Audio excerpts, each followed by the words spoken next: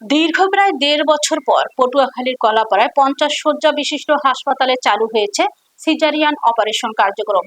বিস্তারিত থাকছে সৈয়দ মোহাম্মদ রাসেলের প্রতিবেদনে। শনিবার সকাল ১১টায় ফিতা কেটে এই অপারেশন ব্যবস্থা চালু করেন পটুয়াখালী ৪ আসনের সংসদ সদস্য এ.বি.এম মোশারেফ হোসেন।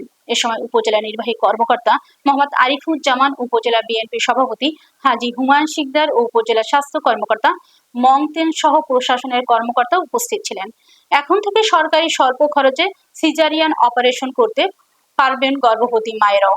এতে উপকূলীয় এলাকার সাধারণ মানুষের মাঝে স্বস্তি ফিরেছে।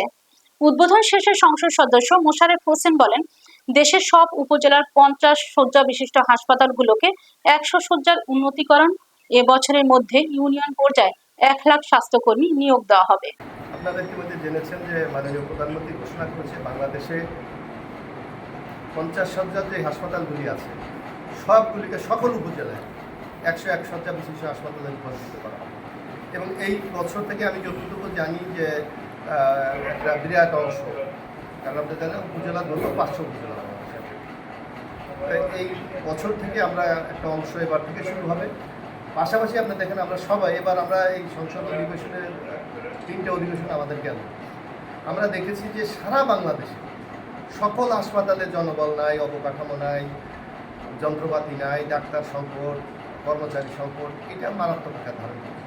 ইতিমধ্যে সরকার ঘোষণা করেছে যে বিশেষ করে ইউনিয়ন পর্যায়ে আমাদের সরকারের একটা কর্মসূচি আছে, সেটা হলো আপনাকে রোগ হওয়ার আগে এটাকে সচেতনতার মাধ্যমে কীভাবে প্রতিরোধ করা যায়, যার জন্য এক লক্ষ আপনার স্বাস্থ্যকর্মী নিয়োগ দেওয়া হবে। তাদের কাজই হবে এই মানুষকে সচেতন করে, যাতে এমনকি যেমন আপনার হার্টের রোগ, যাদের কোলেস্ট্রল বেশি, তারা যদি একটু রেগুলার ব্যায়াম করে, হার্টে খাদ্য অভ্যাসটা চেঞ্জ করে, তাইলে এদের এটা হবে। এইভাবে যদি আমরা মানুষকে কনভিন্স করতে পারি, তাইলে অনেকগুলি হাসপাতাল হয়তো আসতে হবে। যাদের এই কর্মসূচি সরকার নিয়েছে।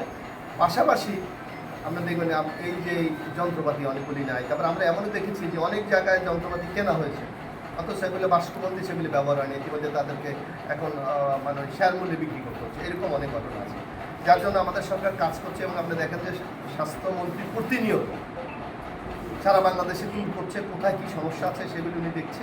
আমরা আশা করি ইনশাল্লাহ এই স্বাস্থ্য সমস্যার একটা কাঙ্ক্ষিত যে প্রত্যাশা আমাদের, সেই পথে আমরা নিয়ে